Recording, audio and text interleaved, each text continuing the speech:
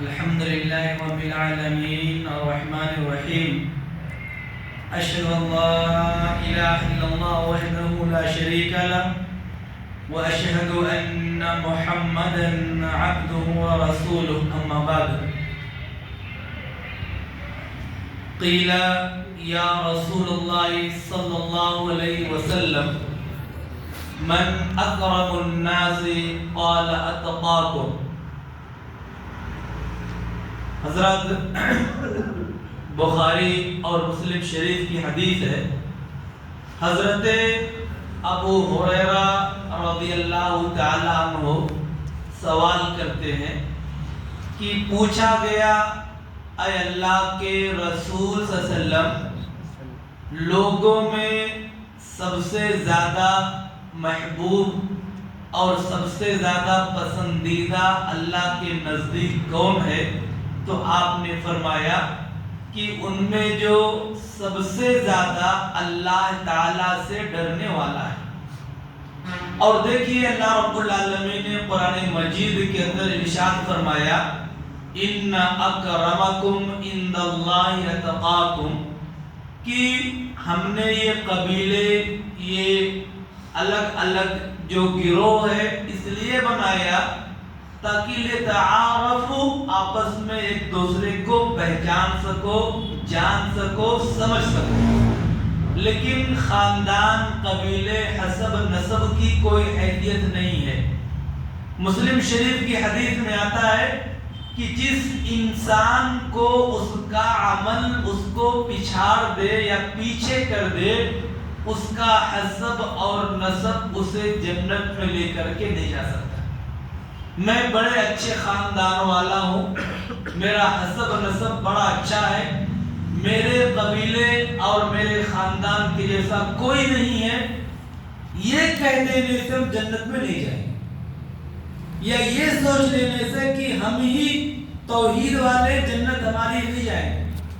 جس انسان کا عمل اس کو پیچھے کر دے، حدیث کے اندر آتا ہے کہ اس کا حسب اور نسب اس کو جنت کے اندر نہیں لے جا سکے گا.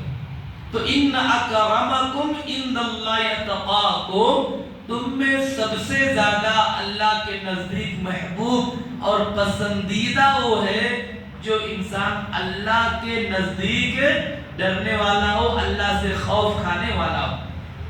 اور دیکھیے یہ جو اللہ کا ڈر ہے کتنی اہم اور کتنی بڑی چیز ہے.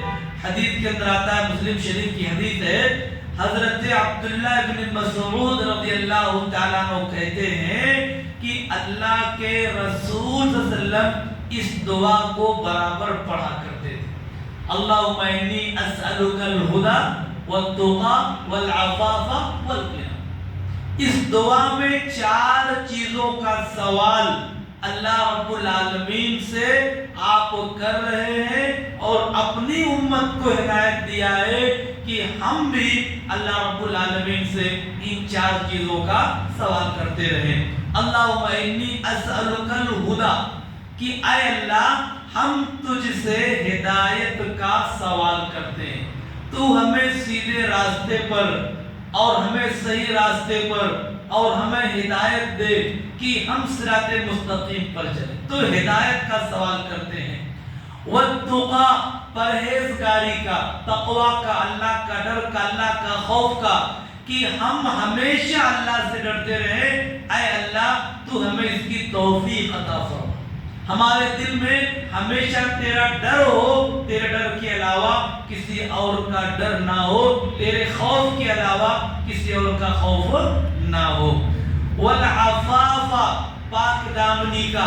پاک دامنی کا مطلب یہ ہے کہ جو چیزیں اللہ رب العالمین نے ہمارے لیے حرام کر رکھی ہیں، ہمارے لیے حلال نہیں ہے، ان سے بچ کر کے رہنا، ان سے دور رہنا.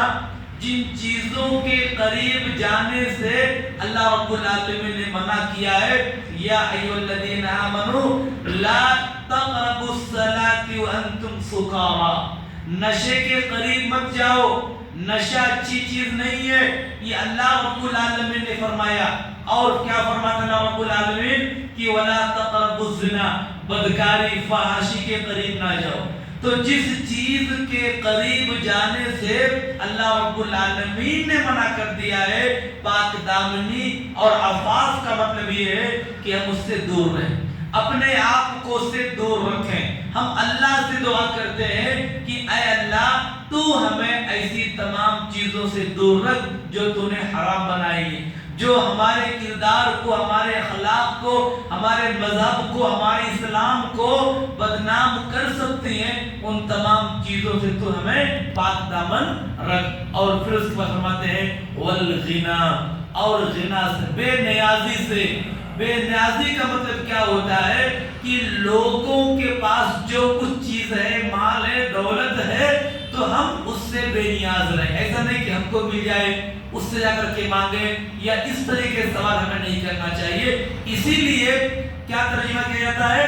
اللہ الصمد، اللہ تعالیٰ بے نیاز ہے، اللہ رب العالمین کو کسی کی ضرورت نہیں ہے۔ ہم نماز پڑھ کر کے، عبادتیں کر کے ہم اللہ رب العالمین پر احسان نہیں کر رہے ہیں، ہم اپنے اوپر احسان کر رہے ہیں۔ ہمیں شکر ادا کرنا چاہیے کہ اللہ رب العالمین نے ہمیں توفیق دی ہے کہ ہم نماز کو جماعت کے ساتھ پڑھنے کے لیے آئے ہیں، اور اس کے بدلے ہم آخرت کا سودا اور آخرت کی تجارت کر رہے ہیں۔ اس کے بدلے اللہ رب العالمین ہم کو جنت دے گا انشاءاللہ۔ تو یہاں جو بتانے کا مطلب یہ ہے کہ تقوی جو ہے نا، اتنی اہم چیز ہے، اتنی اہم چیز ہے کہ اللہ کے رسول صلی اللہ علیہ وسلم جو کہ سب سے زیادہ ڈرنے والے تھے، سب سے زیادہ ڈرنے والے، وہ خود آپ اللہ رب العالمین سے دعا کر رہے ہیں، خود اللہ کے رسول دعا کر رہے ہیں کہ اللہ مجھے متقی بنا کر کے،